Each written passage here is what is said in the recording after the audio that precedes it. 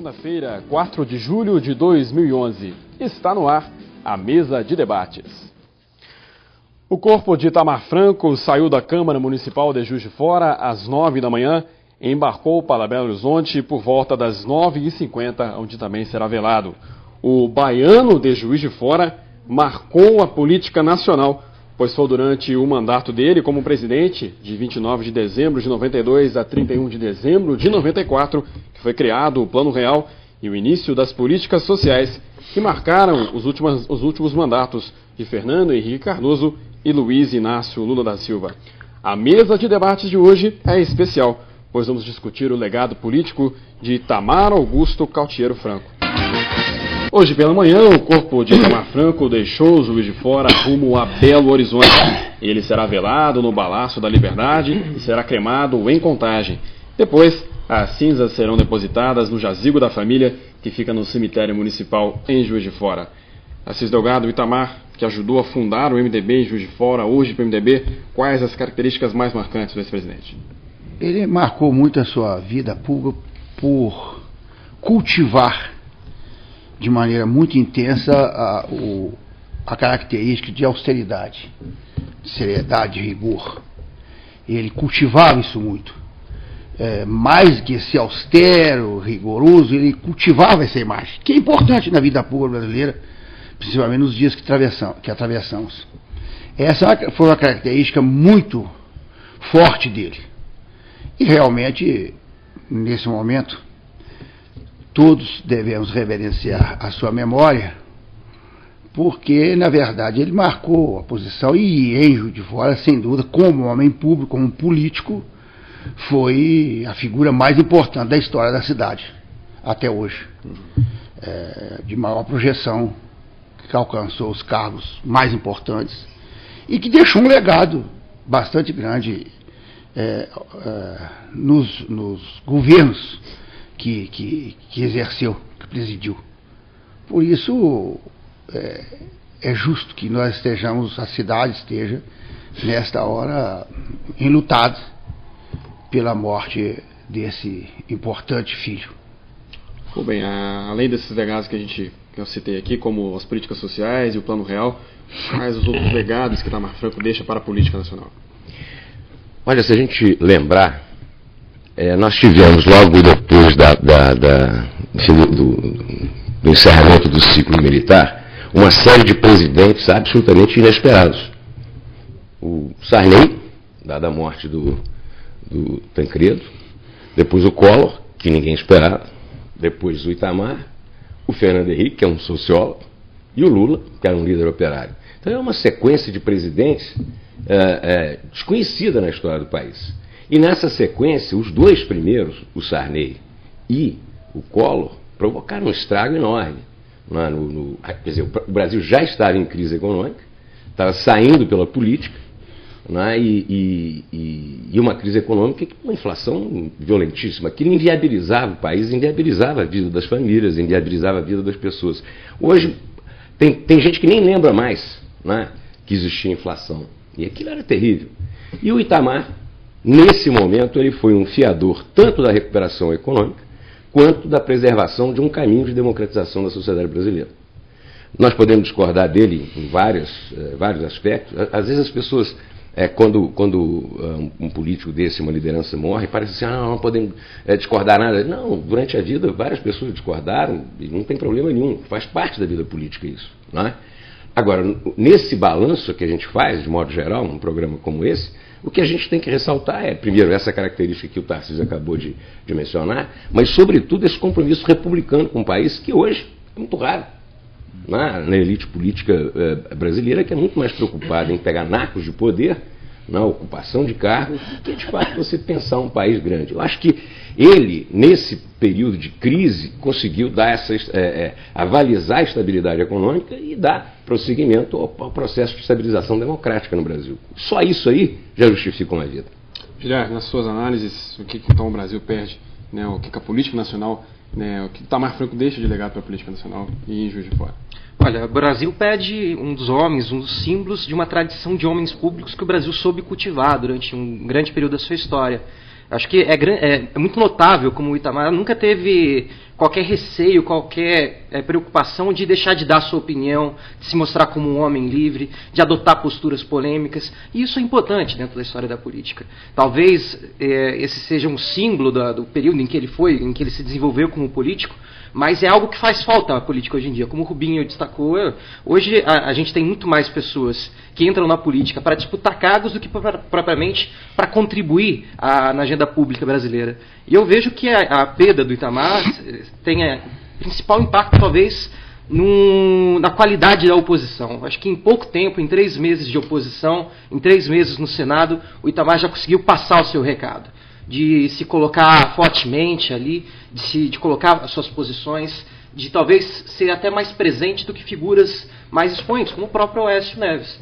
Ele conseguiu chamar mais atenção, causar mais impacto político do que outros senadores que estão ali há mais tempo. Pois é, essa coisa da oposição, até pela tradição, pelo conhecimento que o senador Itamar Franco tinha do Senado, de todos os seus caminhos e meandros ali, coisa que o Tarcísio conheceu muito na Câmara, quer dizer, dá um enfraquecido, ou não digo nem enfraquecer, mas não perde um pouco da personalidade de oposição que poderia surgir ao governo Dilma, ou de se ter uma outra visão do Brasil? Tarcísio. Não, eu não acho que é bem assim. O Itamar, inclusive, tinha muita característica pessoal, no seu estilo, sua maneira de ser, de oposição. Ele na verdade, foi governo muito tempo, mas ele tinha muito esse perfil da oposição, do cobrador, do enérgico. Acho que isso foi muito importante nele. Acho que o que é importante ressaltar nessa hora do Itamar é a herança maior que ele deixou. Ele fez muita coisa. Os seus companheiros mais próximos gostam de mencionar muitas outras obras importantes, mas a grande obra do Itamar foi o Plano Real. O Plano Real é que mudou o destino. O Brasil saía de um momento de crise, vinha de ditadura, um momento de crise, com um presidente perdendo a presidência por impeachment. Itamar entra num momento complicado da vida nacional, difícil de conduzir, e com a habilidade de mineiro, com a competência, ele conseguiu levar. E, na verdade, implantar o Plano Real que está aí até hoje, que deu um jeito nas finanças, na economia brasileira. Porque é aquele processo que o Rubinho ressaltou, de inflação sobre inflação, cada plano, pouco tempo depois, estava por terra e inflacionado, e o real foi muito importante. Eu quero dizer que foi o momento maior do Itamar foi a presidência da República. Foi prefeito, governador, senador, presidente da República, óbvio. E na presidência da República, o grande programa dele, foi uma grande revolução, na verdade, o Plano Real para aquele momento. E eu tenho a honra de dizer isso porque estive muito próximo disso. E pude colaborar com bastante força nesse aspecto. Eu era líder da bancada do PMDB na época na Câmara. A bancada do PMDB era amplamente majoritária na Câmara, aprovava ou desaprovava o que quisesse. Havia inicialmente uma má vontade da bancada do PMDB com o Itamar logo que ele assumiu, porque o Itamar havia largado o partido para ser vice do Collor, então havia uma certa mágoa por grande parte da bancada. Nós tivemos que desenvolver um trabalho muito grande. Lembro-me bem, nessa hora é bom a gente fazer lembranças de uma reunião da bancada logo no início que o Itamar tomou posse, para tomar posição com referência ao governo Itamar. E havia uma tendência na bancada enorme de caminhar para a oposição. Se naquela época o PMDB caminhasse para a oposição na Câmara, certamente não teria Plano Real e outras coisas mais, porque era a bancada que decidia. E eu lembro de uma reunião de bancada com a presença de todos os deputados, o presidente doutor Ulisses Guimarães, lá presidindo, nós debatemos isso. E eu me lembro que, como líder, eu tive que fazer um discurso quase patético, argumentando mais pelo compromisso com a governabilidade que provavelmente um compromisso com o Itamar. Porque havia essa mágoa. Então eu fiz um discurso muito patético dizendo, o PMDB nessa altura tem um compromisso com a governabilidade do país. Nós estamos saindo de crise sobre crise, de ditadura, de governos que não vão à frente, de um impeachment, e agora, se nós não garantirmos a governabilidade, o que vai acontecer? A nossa democracia ainda está muito incipiente, está muito no início. E fiz um discurso muito duro com referência à governabilidade, e aí, em seguida a isso, colocado em votação na bancada, a bancada aprovou por uma maioria significativa o apoio ao governo Itamar Franco. Foi para o Congresso o Fundo Social de Emergência, que harmonizava a implantação do Plano Real, e havia muita dificuldade para a aprovação do Plano Social de Emergência, havia muitas resistências. Formou-se dentro da bancada, permita, mas é importante, formou-se dentro da bancada um grupo que já tinha uma certa má vontade. E aí, com pretexto de educação no Estado, no Fundo Social de Emergência, um grupo grande, inclusive bastante liderado pela Rita Camata, que era uma deputada muito querida na bancada, de não votar o Fundo Social porque não tinha educação. Aí, na época, eu lembro, trabalhei muito com o ministro Fernando Henrique Cardoso, que era o ministro na época que conduziu o processo, muito, e no último dia, lá na votação, no prazo final, quando aprovava ou não aprovava, eu argumentei com o ministro que devíamos aprovar aquela emenda, incluindo educação no Fundo Social de Emergência, que era uma coisa que não envolvia grandes recursos, enormes recursos, que a ponto de inviabilizar. O ministro Fernando Henrique resistiu muito, porque ele já tinha programado aquilo, e permitiu que eu fizesse a emenda como líder no plenário, na hora da votação. Pode olhar lá que está escrito lá, Fundo Social de Emergência para isso, saúde e, eu botei, e educação. E aí comuniquei ao plenário, à tribuna, que tinha conseguido a emenda, e aí foi votado, quase por unanimidade, e aprovado o Fundo Social e o Plano Real, que depois deixa suas repercussões positivas no Brasil até hoje, né? Rubens, você acha, dentro daquela primeira pergunta, essa parte histórica do Tarcísio Delgado é fenomenal, né? Para quem passou, que viveu aqueles momentos, a gente passa um cineminha aqui, né? Mas perde essa referência, a morte do Itamar, da oposição do Senado? Eu acho que perde a referência, e nós estamos com um problema seríssimo no nosso sistema político, não é? O Congresso Nacional hoje, o Senado, especialmente o Senado, e isso foi o que assustou, não é, o presidente Itamar quando ele voltou agora como senador, que é um Senado absolutamente dependente do Executivo. Não é? Eu acho que esse tipo de presidencialismo que nós temos tem um problema seríssimo, porque o Congresso é como se você estimulasse um jogo entre o presidente e o Congresso, em que cada um tenta chantagear o outro e controlar o outro. Na verdade, a ideia era essa, mas eles controlam pelos motivos errados. Não é? Então é um sistema que não está funcionando e retira do parlamento grande parte da autonomia dele. Isso é que assustou o Itamar, especialmente no Senado, ou seja, essa pura negociação por cargos. Nós temos aqui aqui o Tarcísio é um PMDBista histórico, mas nós sabemos que o PMDB é um partido, como se diz, né? Sem ele é impossível governar, e com ele é impossível também. Não é? Um partido, não pelas pessoas, mas porque é muito grande, difícil de coisa. Então, o Itamar e o PMDB criou um modelo para os outros partidos. Esse é o problema. Não é?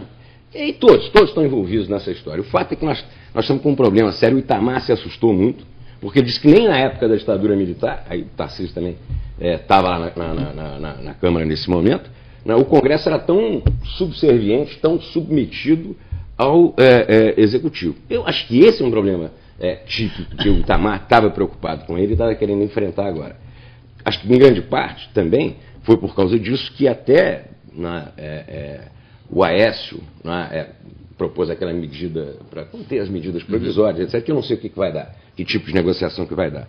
Mas eu acho que ultimamente era essa a grande preocupação do presidente Itamar Franco, ou seja, como resgatar a posição do Senado, que inclusive é contestada por várias pessoas. A pergunta já é: vale a pena existir o Senado? E nessa questão, Rubens, você acha que a discussão da reforma política, né, esse embate de forças do Senado, o Senado com certeza perde um grande articulador, né?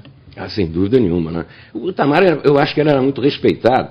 Eu me lembro uma vez que eu conversei com o Fernando Henrique, ele não era presidente ainda, ele era candidato, e ele me disse o seguinte, que ele ficava impressionado com o Itamar, que ele ficou impressionado, ele falou assim, ele é uma pessoa difícil, mas ao mesmo tempo ele tem notícia de tudo e estava tudo anotado.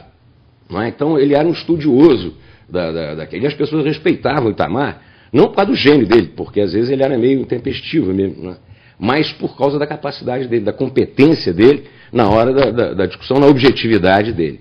Não é? Então, sem dúvida nenhuma, acho que o Senado perde. Eu não sei se o nosso, mesmo os cruzeirenses que me perdoem, mas eu não sei se o Zezé Perrella, né, eu sou cruzeirense também, não, mas eu não sei se o Zezé Perrella tem a capacidade de substituir bem o Tarcísio. Nós achamos ele muito competente para dirigir o Cruzeiro. Muito bem, nós vamos fazer aqui então o nosso primeiro intervalo na mesa de debates, que hoje discutimos aqui o legado de Itamar Franco. Nós voltamos daqui a pouco.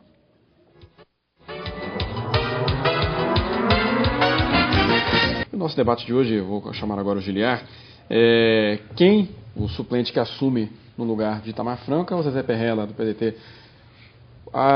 Essa questão, Giliar, coloca-se então o papel do suplente, né, a eleição, né, de um suplente, né? Isso volta à tona, essa discussão, ainda mais com essa reforma política sendo discutida no Congresso? É um importante tema, Marcelo, para a gente discutir. Não só com relação à suplência, mas como o Rubinho destacou agora há pouco, ao próprio papel do Senado. É de fato importante, relevante hoje que a gente tenha uma Câmara, superior à Câmara Federal, de representação dos estados? Essa é uma primeira pergunta. Em segundo lugar, o método de escolha que coloca o papel do suplente. É uma eleição majoritária, como é do Senado, em que o suplente funciona como um vice. É importante a presença dessa pessoa? O segundo colocado merece a representação também? São questões a serem colocadas nesse momento. O que só ressalta a importância de a gente discutir política, discutir a reforma política nesse momento. Né? Agora, eu acho que a gente for fazer esse debate em cima de nomes pode ser errado. De fato, o que a gente pede é um grande homem público, o Itamar Franco, e coloca uma liderança de menor expressão no Estado, Zezé Perrella, que tem uma trajetória política pequena, foi deputado algumas vezes e se elegeu apenas porque foi presidente ou é presidente de um grande clube do Estado. Acho que outra reflexão que a gente tem que fazer também é sobre como nós temos escolhido os nossos representantes. Que tipo de representantes nós temos escolhidos? Tem um detalhe, pode parecer brincadeira, mas eu acho que é uma coisa muito séria.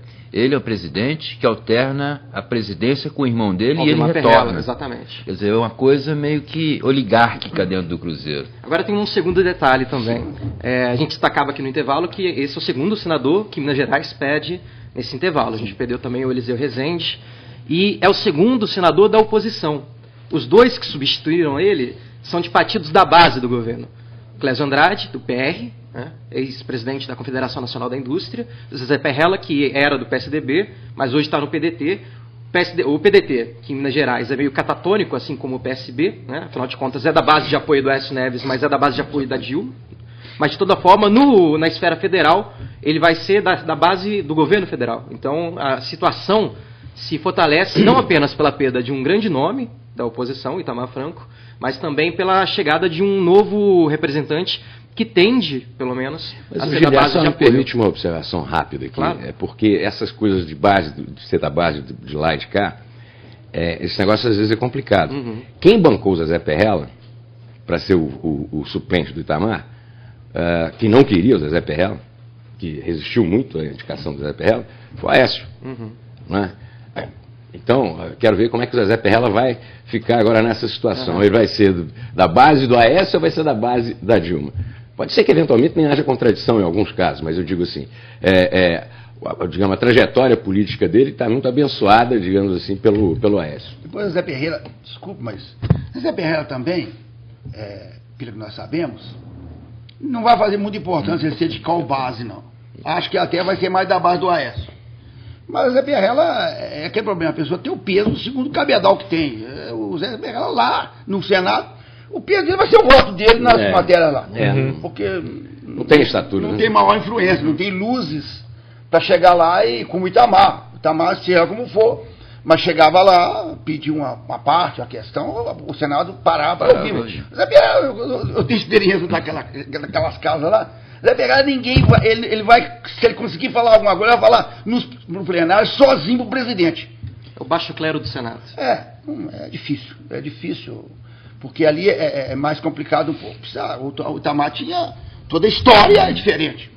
Quando pede a palavra alguém, agora, alguma eu coisa gostaria importante aí.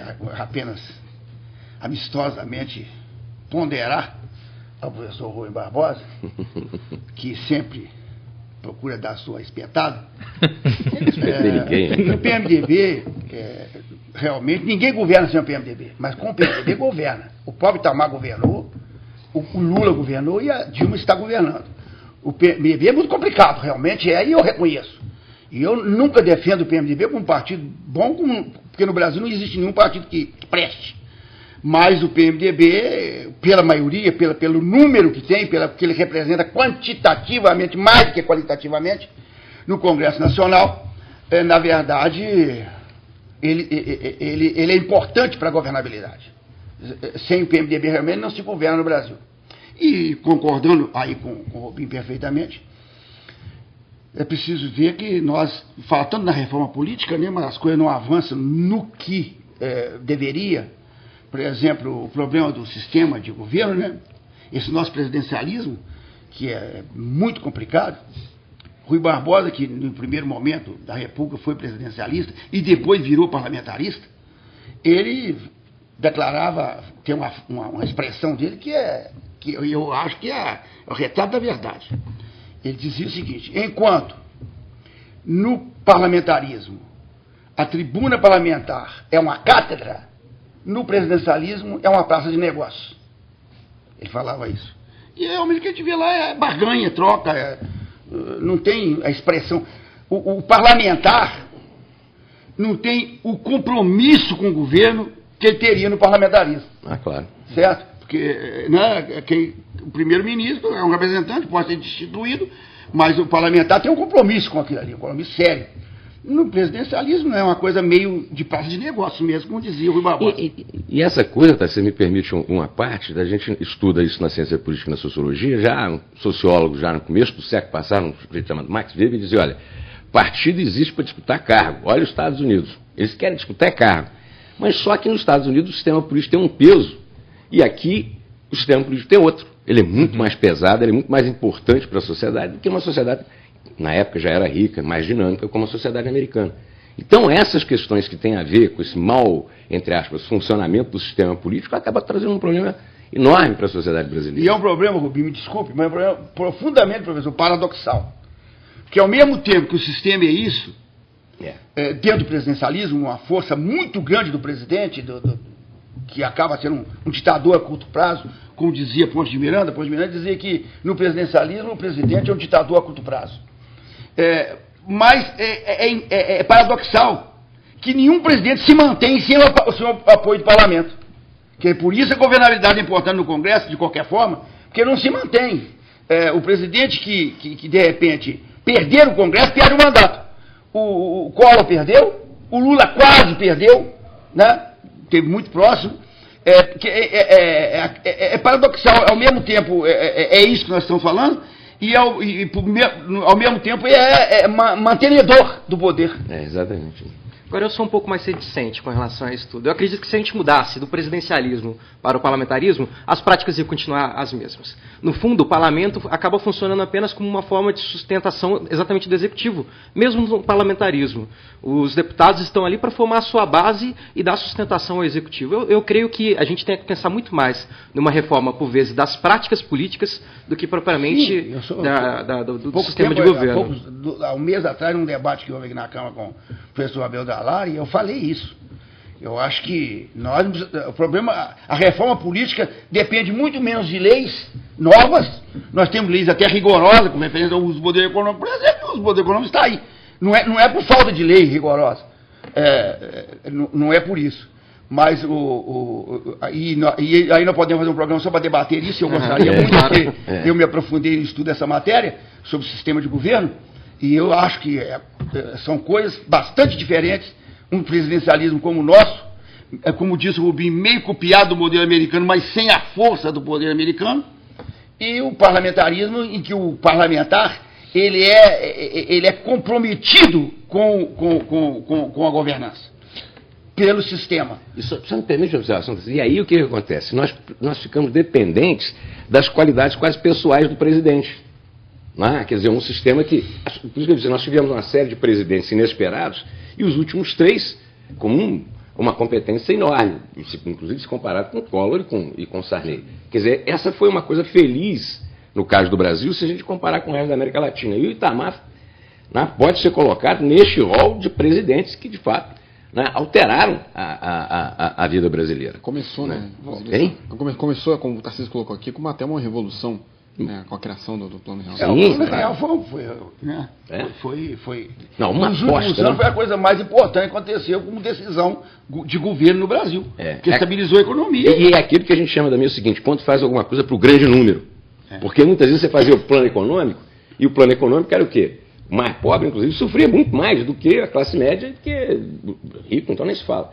O Plano Real foi o primeiro que serviu para o grande número no sentido de trazer essas pessoas para dentro, né, de mercado de trabalho, do mercado de consumo. E é engraçado que, na época, inclusive, quem ficou contra foi o PT. Né? O PT era radicalmente contra. Né? O Lula depois se lamentou, inclusive, falou assim, não, a gente devia ter apoiado o Itamar, não sei o quê, mas não queria apoiar o Plano Real. Não queria apoiar o Plano Real. Real. Foi uma luta no Congresso. Aliás, quem fez a oposição na época acabou sendo só o PT, naquele momento. Né? Nós acabamos aprovando praticamente com todo o Congresso, menos o PT. É que o Marcelo quer pedir um intervalo, mas eu quero deixar uma discussão já para o próximo bloco, que eu acho que isso é interessante. O Itamar Franco, quando presidente, sofreu uma pressão muito grande, uma resistência muito grande, principalmente da imprensa paulista. E passados anos que ele exerceu o poder, hoje no artigo do Fernando de Barros e Silva, Itamar ou Acidental, esse é o título, entre várias coisas que ele admite, ele concorda com o desempenho político do Itamar, mas em duas frases com que ele encerra o artigo dele. Que Itamar sempre foi um político provinciano, movido por pequenas mágoas. Aí mais adiante ele diz que ele foi protagonista involuntário de algo que não compreendia.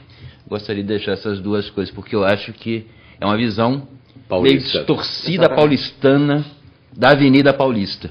E nós vamos então para o nosso segundo intervalo aqui no programa. Nós voltamos então já.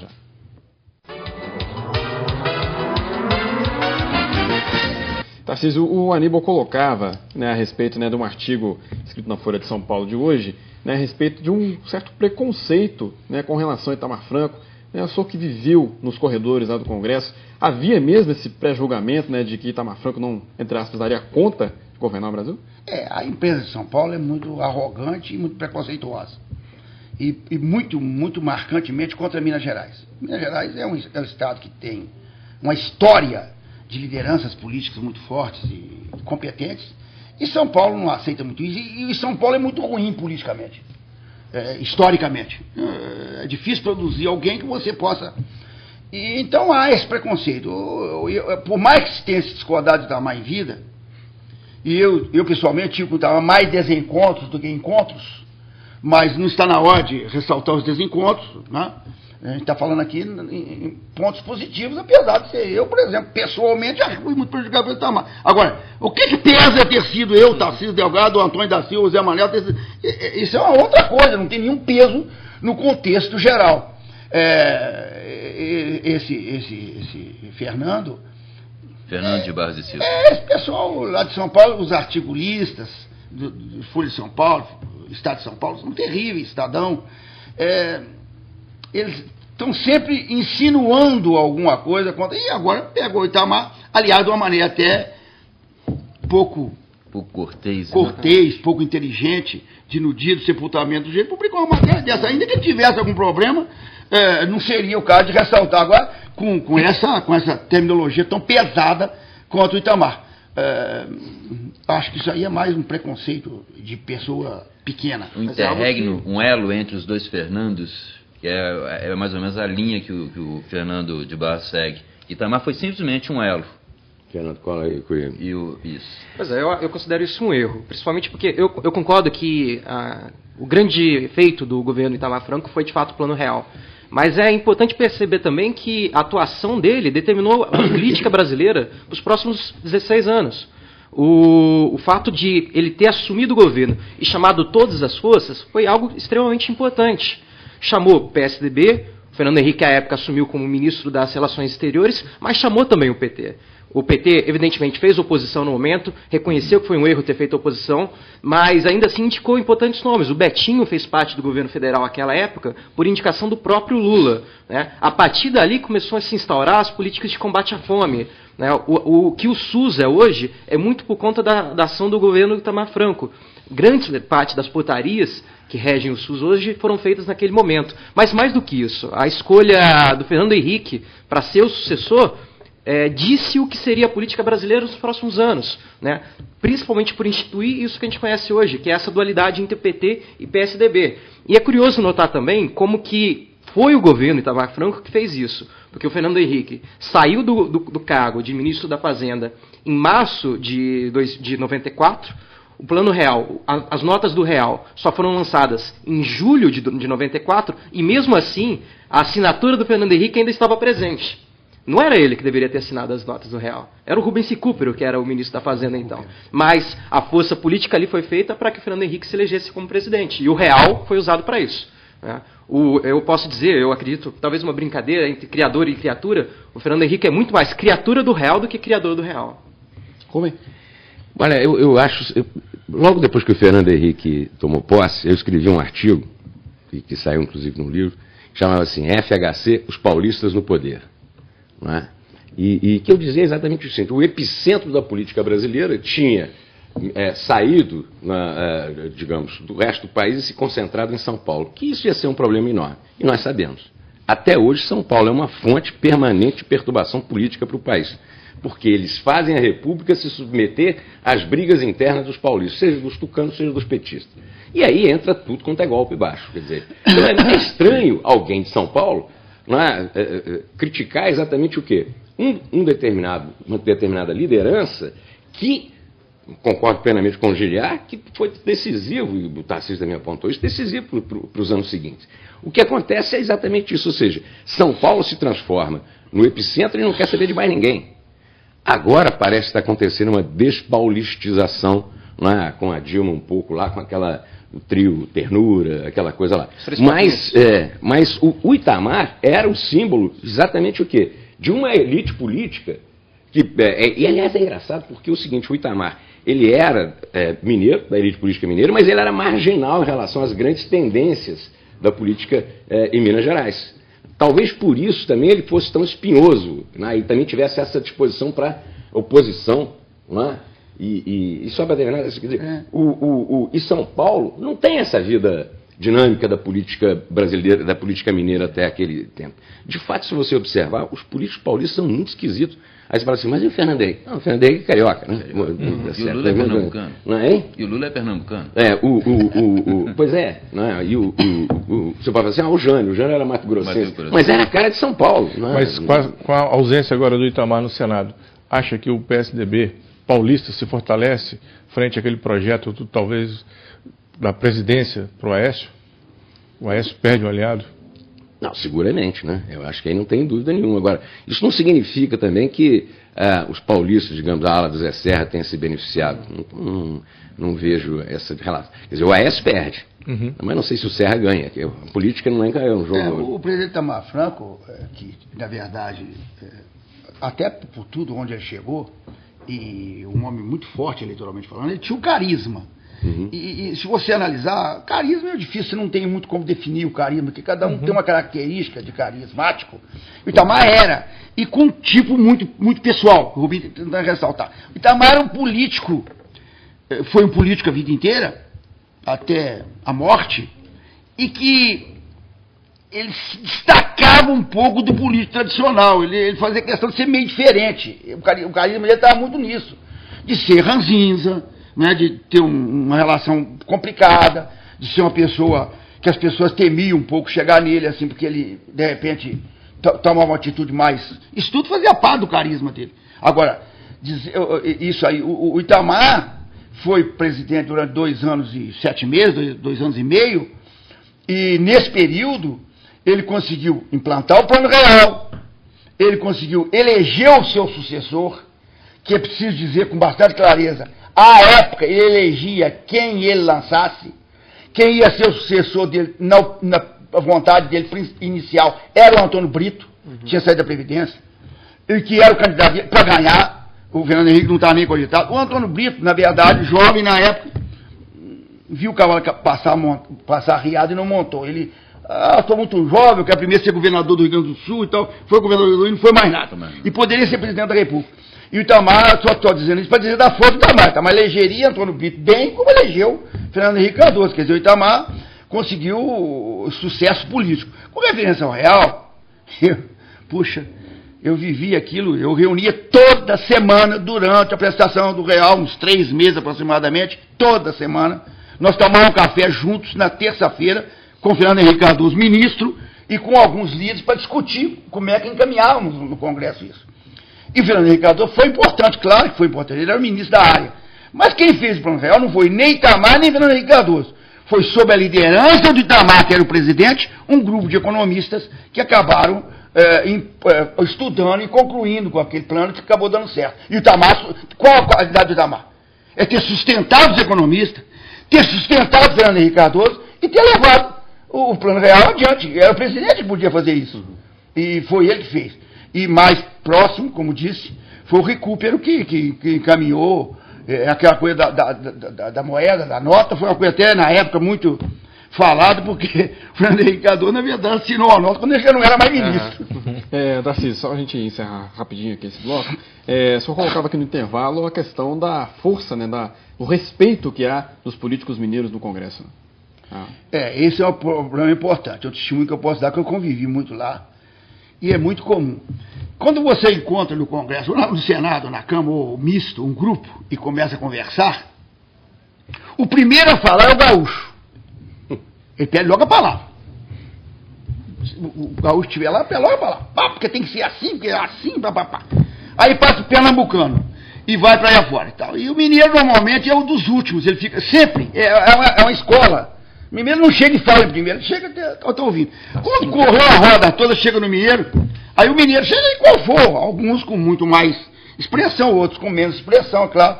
Mas aí o mineiro fala, pondera e tal. Quando ele acaba de falar, o gaúcho pede a palavra, eu quero retificar alguma coisa que eu falei. Isso é normal em rodas lá. E Minas tem a história, né? Que vem de trás da expressão mineira, desde sempre, mas com grandes líderes, como Capanema, que foi um grande senador, o Milton Campos, uma grande expressão. E, historicamente, né? Depois vem Juscelino, presidente, acabou sendo senador por Goiás, mas, evidentemente, mineiro, obviamente. Tancredo Neves. Mas, Tancredo, Magalhães Pinto. Então, na verdade, Minas tem uma palavra muito especial. E os paulistas não gostam muito disso, porque não tem a mesma... o problema, sei lá, é uma escola, é uma tradição, sei lá o que é, mas é uma coisa que... Mas eles são muito ruins em política. Indica o mineiro a ser um conselheiro político, a ser um aconselhador político, e indica o paulista a não ser ouvido, a não ser em matéria das imprensas dele lá. E eles vêm mantendo essa briga com Minas Gerais. Mais recentemente, em torno da presidência, tal, aí eles não conseguem ter paulista para ser presidente, pai o carioca, depois põe o pernambucano, mas está ali. E vamos ver se no próximo agora o Minas volta em Juiz de Fora, a organizar esse país. E a política em Juiz de Fora será o nosso assunto do nosso próximo bloco aqui na mesa de debates. Nós voltamos já já.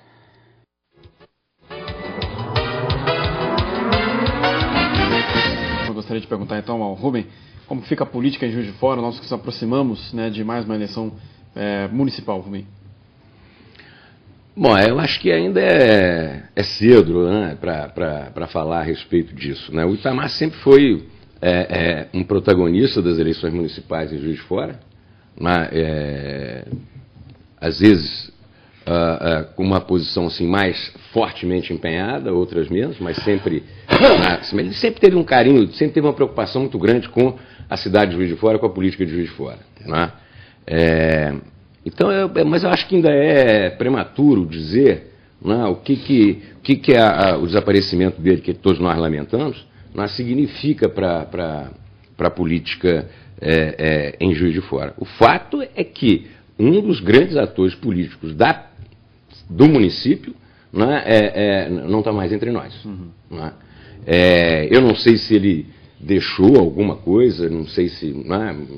enfim, também não era do estilo dele ele se pronunciar com antecedência tão grande em relação à conjuntura da disputa, para pronunciar publicamente, mas de fato a gente perde, digamos assim, um cardeal, uma carta poderosa no município. Giliar, inclusive o prefeito concedeu uma entrevista coletiva na casa dele no sábado para falar sobre o Itamar Franco. Ele admitiu que perdeu um grande conselheiro político. Giliar, na sua análise, o que isso pode mudar a política em Juiz de Fora, né? A gente se aproxima das eleições municipais do ano que vem. Olha, Marcelo, o Rubinho lembrou bem. O Itamar sempre esteve presente na cena política de Juiz de Fora e sempre a opinião dele foi importante. Agora, eu não vejo herdeiros políticos da parte dele. Ele pode se querer indicar talvez o Bruno Siqueira, mas isso é muito cedo. O legado que o Itamar deixa não é tanto uma militância, uma base, sim o nome que ele sempre carregou. Então é difícil alguém substituí-lo nesse ponto. É muito difícil. Agora, eu creio que o momento seja oportuno para ter a memória do Itamar e valorizar a importância que ele teve para a política. Eu acho que isso só faz a gente... É um convite para que a gente retome isso sempre. Eu acho que a eleição do ano que vem talvez seja um momento de se fazer isso. Valorizar perceber a importância que alguns atores vão ter nesse processo. E eu tenho certeza de que um desses atores está aqui nessa mesa. O Tarcísio Delgado e seu partido vão ser importantes na eleição do ano que vem. Se o Tarcísio quiser antecipar alguma coisa para a gente, inclusive, vai ser interessante. Não, sobre eleições do ano que vem em Juiz de Fora e tal, eu acho que, como o Rubinho disse, ainda está muito cedo, a gente tem que esperar um pouco para conversar. Evidentemente que essa herança do Itamar vai ser disputada. E por quem, como disse o professor, qual o sucessor, essa coisa vai ser toda discutida. Certamente, sem considerar definitivamente qualquer possibilidade de candidatura pessoal, eu vou participar da campanha de Juiz de Fora, pelo partido, e vou militar. Mas hoje está muito cedo para você falar em nomes e mas Tarcísio, o Itamar Franco, embora ele não se expusesse tanto de forma de militância como você, mas era um cardeal que boa parte das pessoas que aspiravam a algum cargo passavam, se aconselhavam e tomavam bênção dele. Quer dizer, essa coisa da visita lá no apartamento dele, aquela conversa, isso acaba. Então, se acaba também, diminui também uma leitura do processo político de Juiz de Fora. Evidentemente, todos os períodos da história, desde que ele foi prefeito da cidade, toda a vida pública, ele foi sempre muito assediado no momento das eleições, por todas as forças, querendo seu apoio, sem dúvida nenhuma, era uma referência. E essa referência agora acaba, como disse o professor, eu não vejo sucessor muito natural, quer dizer, não digo igual, mas que aproxime do carisma dele, não vejo. Mas é uma coisa que essa coisa vai se desenvolver. Hoje, no PMDB, eu posso dizer, o candidato, a pessoa que está mais credenciada é o Bruno, que foi um deputado muito bem votado, deputado estadual, e por isso é uma liderança emergente.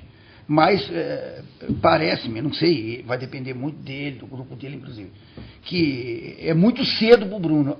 No primeiro momento a gente pensa isso. Pode não ser, mas no primeiro momento a gente pensa que é muito cedo. Para ir para a Prefeitura de Juiz de Fora, é uma prefeitura de um peso muito grande. Né? Eu vim disputar a Prefeitura de Juiz de Fora depois que eu estava no segundo mandato de deputado federal. Quer dizer, já tinha um vereador, deputado estadual, federal e tal. Precisariam caminhar um pouco mais, eu não sei. Mas é por aí que as coisas vão se desenrolar. Para pegar isso, eu acho que há uma coisa também que a gente tem que guardar do Itamar, que é o seguinte: o Itamar, de fato, mudou a face da cidade quando ele foi prefeito. Né? Quer dizer, ele abriu a Avenida Independência, agora estou inclusive sugerindo que a Independência tenha o nome dele, né? E fez uma série de outras obras, mas eu queria destacar uma. Foi no primeiro governo do Itamar que Juiz de Fora começou a montar um sistema educacional. Sim. Escola pública para todo mundo. Não é? E essa coisa é uma marca que a gente, vamos lembrar de Avenida, vamos lembrar disso, mas educação é uma questão crucial ainda, não é? Isso tem que permanecer na nossa cabeça. O Itamar, por ser irracível, por ser diferente, por ter essa liderança toda, o Itamar foi um político que a gente pode chamar diferente. Quer dizer, não adianta ninguém querer imitar. Ele tinha uma característica toda diferente. É muito pessoal dele. Isso faz parte dos carismas, né? Os carismas sempre tem uma marca qualquer que você não consegue, às vezes, nem identificar bem, mas que diferencia de todos os outros. Ele era diferente. O Itamar não tem ninguém que possa dizer, eu vou seguir esse pé. Pode até tentar seguir, mas não tem. Isso repetido. Não tem, igual não tem. Ok, nós gostaríamos então, temos que encerrar o nosso programa. Gostaríamos de agradecer as presenças de todos vocês aqui na mesa de debates. Muito obrigado por contribuir com o nosso debate de hoje. Agradecemos também a sua companhia. Lembrando que às 6h30 da tarde o Jornal da TVE traz a cobertura completa sobre a morte de Itamar Franco e a condução dele para Belo Horizonte. Até amanhã.